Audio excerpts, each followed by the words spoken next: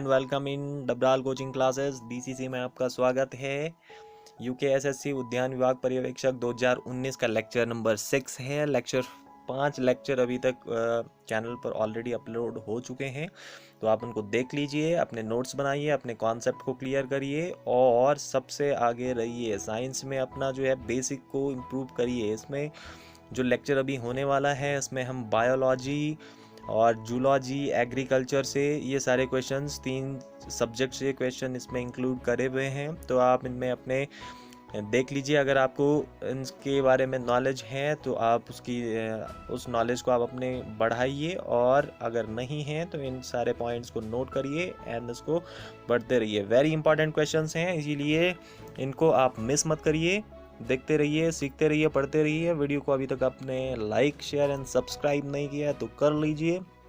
Okay, so don't waste the time, let's begin. First slide आपके सामने ये है। फर्स्ट क्वेश्चंस की 75 क्वेश्चंस अभी तक हम लोग कर चुके हैं। इस उद्यान विभाग पर्यवेक्षक के 76 क्वेश्चंस आज से शुरू है और 10 क्वेश्चंस आएंगे इसके। तो फर्स्ट क्वेश्चन आपके सामने ये है कि सिट्रस कैंकर रोग होता है वो किस वजह से होता है, क्या उसके लिए पैथोजन रिस्पॉन्सिबल है।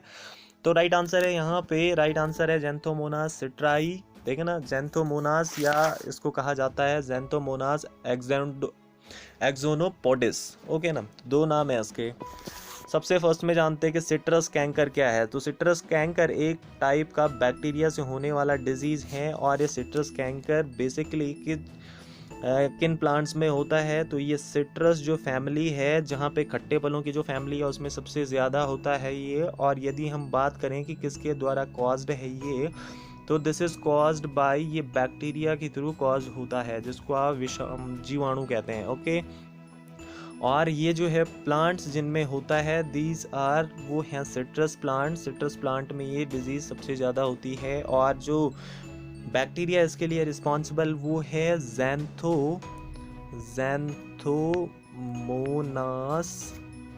सिट्राई भी इसको कहते हैं, और साथ ही इसका दूसरा नाम भी है AXONOPODIS,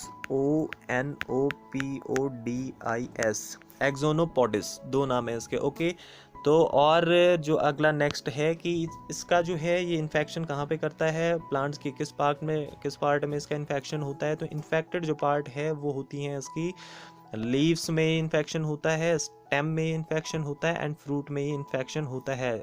जैसे कि आप देख रहे हैं यहाँ पे स्लाइड में कुछ फ्रूट्स यहाँ पे रखे हुए हैं, और फ्रूट्स में ये ब्लैक टाइप के स्पॉट्स यहाँ पे आ गए हैं। तो ये सिट्रस कैंकर डिजीज़ का एक सिम्टम्स है, और इससे आपको बचने के लिए जो बैक्टीरिया हैं, बैक्टीरिया के खिलाफ कुछ मेडिसिन यूज़ करनी पड़ेगी, कुछ सब्सटेंस ऐसे यूज़ करने पड़ेंगे जो इनको किल कर दे। ओके, और ये जो डिजीज़ है, डिजीज़ का प्रोपेगेशन होता है यदि आपने कंटामिनेटेड यानी जो प्रदूषित अगर आपके पास कोई इक्विपमेंट है, इट मीन्स उसमें बैक्टीरिया प्रेजेंट है, तो इस टाइप के भी कंटामिनेटेड जो यूटेंसिल है या इक्विपमेंट है उसके थ्रू भी इसका जो है ट्रांसमिशन होता है। और साथ ही अगर आपने कहीं से इन्फेक्टेड प्लांट्स को यदि इंट्रोड्यूस कर दिया है तो उससे भी ये हो सकता है। ओके, चलिए समझ में आ गया। चलते हैं नेक्स्ट क्वेश्चन पे कि वाल्व समय आरेख का एक कार्य है, क्या है। राइट आंसर है इंजन की गति। यहाँ पे जो ये वॉल्व टाइमिंग जो डायग्राम है ये यूज़ किया जाता है इंजन की गति के लिए, इंजन कैसे काम कर रहा है उसके लिए। वॉल्व जैसे वाल्व होते हैं ना, वाल्व लगे हुए होते हैं इंजन में, और ये इंजन क्या करता है, वाल्व क्या करते हैं इंजन में। जैसे ही इंजन में क्या होता है, एक तो ऑक्सीजन जाती है, उसकी वजह से जो आपका फ्यूल है वो जलता है, और फ्यूल जलने के बाद जो एग्जॉस्ट निकलता है, जो धुआं होता है वो बाहर आता है। तो होता क्या है, इंजन का जो ये वॉल्व है, इन वॉल्व की ऐसी टाइमिंग होती है कि जैसे ही इनको जो इनटेक चाहिए ऑक्सीजन वैसे ही खुल जाते हैं, और जैसे एग्जॉस्ट अंदर इंजन के अंदर रेडी हो जाता है वैसे ही वॉल्व जो है फिर से खुल जाते हैं। तो इनकी जो ओपनिंग की जो टाइमिंग है उसे ही कहा जाता है वॉल्व टाइमिंग।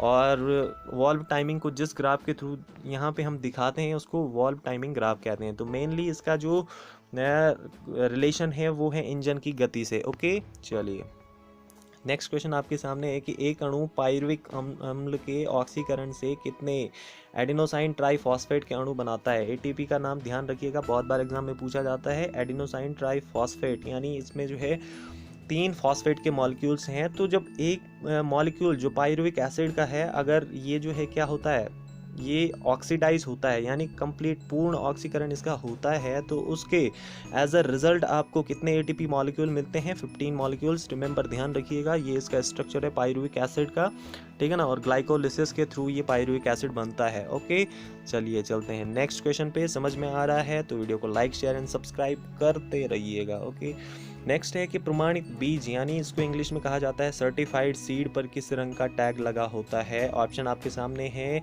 इसमें जो राइट आंसर है, राइट आंसर आपका नीला है, ठीक है ना। जो ब्लू कलर होता है, ब्लू कलर का टैग लगा हुआ होता है सर्टिफाइड सीड्स पे। अच्छा, ये सर्टिफाइड सीड्स आखिर होते क्या हैं? ये कितने टाइप के होते हैं? देखिए, जो सीड्स हैं, सीड्स को क्लासिफाई कर रखा है हमने 4 पार्ट्स में, 4 टाइप के सीड्स हमने बना रखे हैं। फर्स्ट जो होता है वो होता है ब्रीडर सीड, सेकंड होता है फाउंडेशन सीड्स, जैसे कि आप देख रहे हैं ये फाउंडेशन सीड है, फर्स्ट वाला ब्रीडर सीड होता है, थर्ड वाला जो होता है तीसरा रजिस्टर्ड सीड, ये दूसरा हो गया, और जो फोर्थ वाला होता है वो होता है सर्टिफाइड सीड्स। सीड्स को हमने 4 क्लास में क्लासीफाई कर रखा है। ओके, तो फर्स्ट जो ब्रीडर सीड है, ब्रीडर सीड जो मेनली होता है ये प्रोजनी का मतलब बच्चा, या उसका जो है, जैसे आप है ना, तो आप अपने फादर की प्रोजनी हैं, तो वैसे ही जो सीड्स है ये ब्रीडर सीड प्रोड्यूस्ड, ये जो प्रोजनी होती है ये न्यूक्लियर सीड की प्रोजनी होती है, ठीक है ना।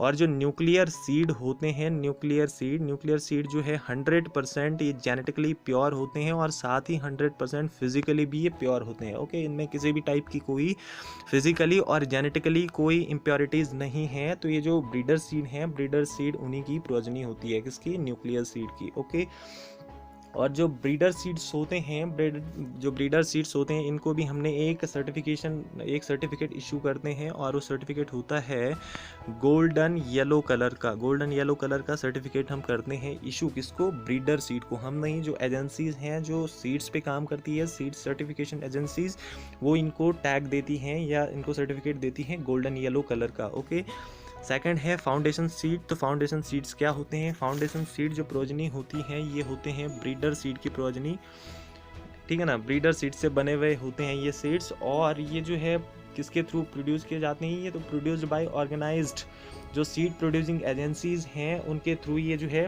प्रोड्यूस की जाती है। अभी जो रिकॉग्नाइज्ड सीड प्रोड्यूसिंग एजेंसी होंगी, ये पब्लिक भी हो सकती हैं, प्राइवेट भी हो सकती हैं, किसी भी सेक्टर की हो सकती हैं, पब्लिक एंड प्राइवेट सेक्टर की। और ये जो है सीड प्रोड्यूस किया जाता है, ब्रीडर्स जो फाउंडेशन सीड है ब्रीडर सीड से प्रोड्यूस किया जाता है, और ये सुपरविजन में, किसके सुपरविजन में? जो सीड सर्टिफिकेशन एजेंसीज हैं उनकी देख रेख में, उनके सुपरविजन में ये सीड्स जो है प्रोड्यूस किए जाते हैं। और इसको जो टैग दिया जाता है, जो सर्टिफिकेट होता है, ये होता है वाइट कलर में, जैसा कि आप स्क्रीन में देख रहे होंगे अपनी स्लाइड पे। तो यहाँ पे जो इस टाइप की सीड्स होंगी, इस कवर के अंदर एक सीड होंगी, और इस कवर को जो टैग दिया हुआ है वो है वाइट कलर का। ओके, फाउंडेशन सीड क्लियर हो गया, ब्रीडर सीड क्लियर हो गया। थर्ड जो होता है वो होता है रजिस्ट्रेशन सीड। रजिस्ट्रेशन सीड क्या होता है? ये प्रोजनी होती है, किसकी? फाउंडेशन सीड की ये प्रोजनी है, और साथ ही इसको जो टैग देते हैं वो कौन सा है? Purple tag. यहाँ पे पर्पल कलर है ना ये, तो ये पर्पल टैग उसको दिया जाता है। एंड नेक्स्ट जो फोर्थ है, सबसे मोस्ट इंपॉर्टेंट है, जिस पे हम बात कर रहे हैं अभी, वो है सर्टिफाइड सीड्स। जो सर्टिफाइड सीड्स हैं ऑब्वियसली वो प्रोजनी किसकी होंगी? ये होती हैं फाउंडेशन सीड की प्रोजनी। ओके, और ये जो है जो प्रोड्यूस की जाती हैं वो क्या? जो सीड ग्रोवर्स होते हैं, जो सीड्स को क्या करते हैं? ग्रो करते हैं और फिर उनको मार्केट में बेचते हैं, उन सीड ग्रोवर्स द्वारा ये प्रोड्यूस की जाती है। और किसके सुपरविजन में? जो सीड सर्टिफिकेशन एजेंसीज हैं। जो ऐसा नहीं है, अगर सीड सर्टिफिकेशन एजेंसी नहीं होगी तो कोई भी ग्रोवर आपको कैसा भी ख़राब, या फिर ऐसा जो बीज है जिसमें अच्छा प्रोडक्शन जो नहीं देता है, जिससे अच्छी ईल्डिंग नहीं हो सकती है, तो इस टाइप का सीड दे देगा। इसलिए हमने जो गवर्नमेंट ने वहाँ पे सीड सर्टिफिकेशन एजेंसीज क्या कर रखी हैं? ऑर्गेनाइज कर रखी हैं, और वही क्या करती हैं? इन पे सुपरविजन करती है सीड्स का, जो ग्रोवर्स होते हैं उन पे। ओके, तो ये मेनली किसका जो है, किसकी प्रोजनी है? ये फाउंडेशन सीड की प्रोजनी है। और जो कौन सा? रजिस्टर्ड सीड जो ग्रोवर्स हैं वो इसको क्या करते हैं? सीड सर्टिफिकेशन एजेंसी के उसमें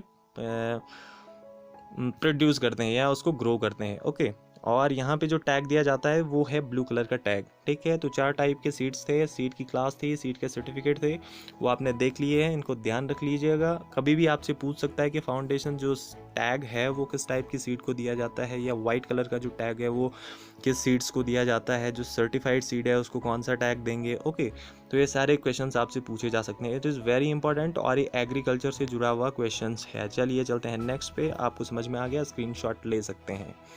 जड़ में ऑक्सीजन सांद्रता बढ़ने से पानी का अवशोषण क्या होगा। यदि जो रूट्स हैं, रूट्स में जो ऑक्सीजन होता है ना, ऑक्सीजन क्या है, ऑक्सीजन एक टाइप का हार्मोन्स है। और ये कहाँ पाया जाता है ये हार्मोन्स, ये है प्लांट्स में पाए जाने वाला हार्मोन्स।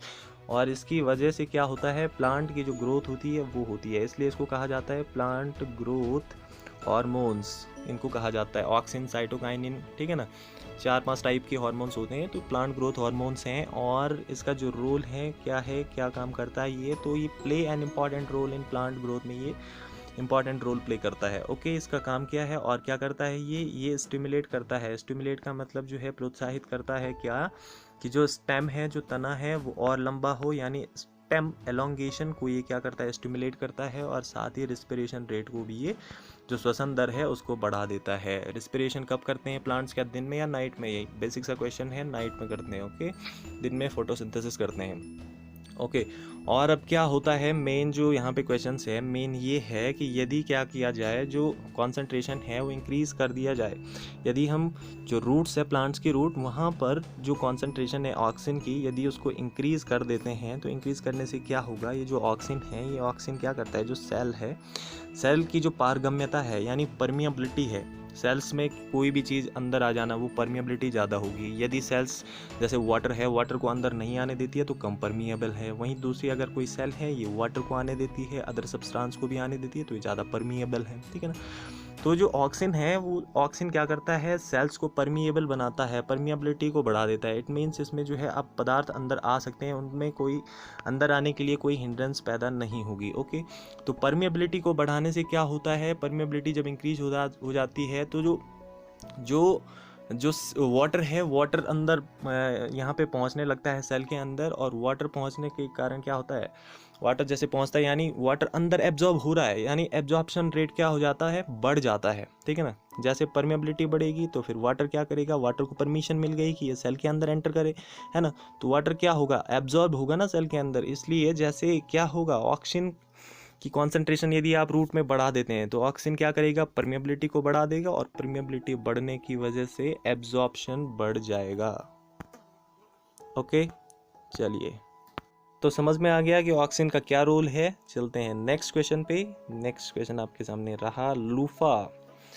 जो लूफा एजिएप्टिका है, ये किसका साइंटिफिक नेम है, तो यहाँ पे राइट आंसर है तोरई का, ठीक है। तोरई का ये नाम है लूफा एजिएप्टिका, और इसको इंग्लिश में कहा जाता है स्पॉन्ज गार्ड। स्पॉन्ज गार्ड के नाम से तोरई को जाना जाता है, ठीक है। और इसको एक नाम और से जाना जाता है, ये इजिप्टियन यानी इजिप्ट में या मिस्र में इजिप्टियन कुकुम्बर भी इसको कहा जाता है, इजिप्टियन कुकुम्बर। ओके, और ये जो नेटिव है, ये कहाँ का है, यानी मूल रूप से इसका उद्भव कहाँ हुआ है, उसको कहा जाता है नेटिव। तो नेटिव जो है ये साउथ ईस्ट एशिया का है, साउथ ईस्ट एशिया का ही नेटिव है। It mean south east Asia, अगर आप मैप में देखेंगे तो वियतनाम वगैरह, हनोई, लाओस वगैरह, वो वाला क्षेत्र, वहाँ से इसका जो है ओरिजिन हुआ है ना। तो मेन नेटिव ही वहाँ का है। ओके, चलते हैं नेक्स्ट पे।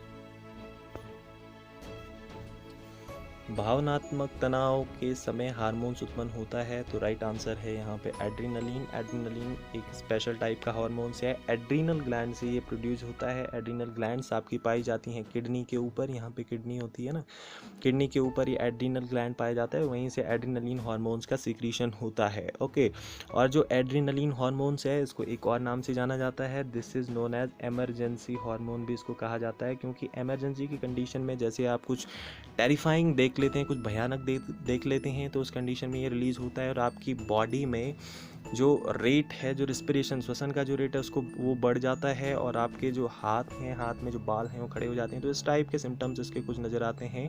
जैसे एड्रेनलिन रिलीज़ होता है आपकी बॉडी में, तो यहाँ पे आप देख सकते हैं एड्रीनल ग्लैंड क्या है, ये वाला एड्रीनल ग्लैंड से एड्रीनलिन हार्मोन रिलीज़ हो रहा है, और ये बॉडी को प्रिपेयर करता है फॉर इमरजेंसी कंडीशन।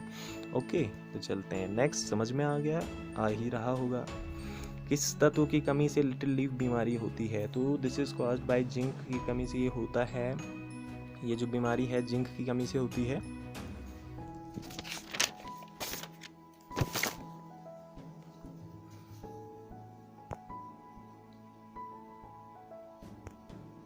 और इस बीमारी को जो कहा जाता है वो कहा जाता है, इस बीमारी को विच ब्रूम के नाम से भी जाना जाता है, यानी WITCHES witches broom, witches broom के नाम से भी जाना जाता है। लिटिल लीफ की वजह से लीव्स क्या हो जाती है, इकट्ठी हो जाती है और एक झाड़ू के टाइप का आकार ये बना लेती हैं, इसलिए इसको कहा जाता है विचेस ब्रूम। ओके, और ये मेनली होता है स्वीट पोटैटो में, ये लिटिल लीफ की बीमारी होती है, स्वीट पोटैटो।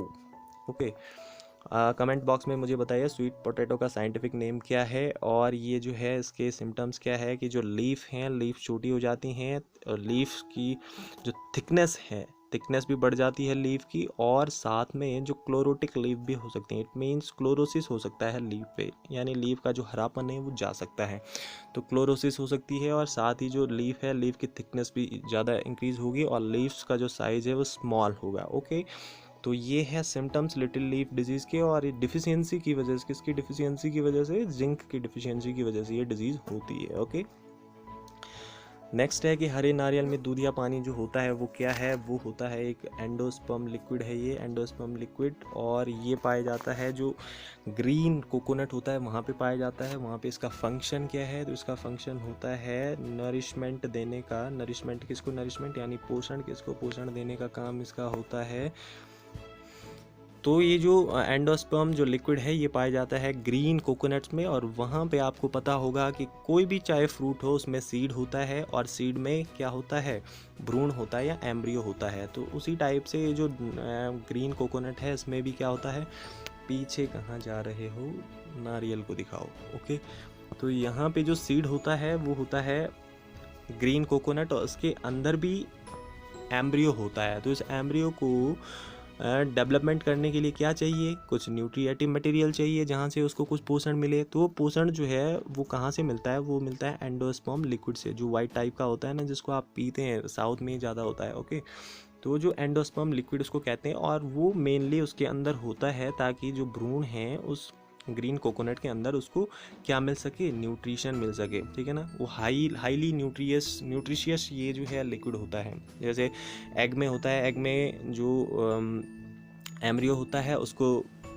नरिशमेंट प्रोवाइड करने के लिए क्या होता है, उसमें होता है वो जो वाइट कलर का, और जो एल्बुमिन प्रोटीन होती है वो उसी एम्ब्रियो के लिए होती है। तो उसी टाइप से एंडोस्पर्म का भी रोल यहाँ पे वही है। ओके, ये सारे 10 क्वेश्चन थे, आपकी समझ में अच्छे से आ गए, कॉन्सेप्ट आपका क्लियर हो गया। बाय इमेज में आपको समझा रहा हूँ, इसलिए कॉपी में नोट्स बनाइए और अपने माइंड में भी इनको अच्छे से सेट कर लीजिए। ओके, तो यहाँ पे अगर आपने वीडियो को लाइक, शेयर एंड सब्सक्राइब नहीं किया है तो कर लीजिए। क्यों भाई, क्योंकि ये जो है मोटिवेशन का सोर्स है हमारे लिए। अगर आप करेंगे तो हमें खुशी होगी, आपके लिए इसी टाइप की वीडियोस हम आगे बनाते रहेंगे। ओके, और सो लेक्चर को देखते रहिए, आगे आने वाले एक लेक्चर होगा इस पेपर का, और उसको भी आप उसके नोट्स बनाते रहिएगा। ओके, तो thanks for watching and always God bless you all.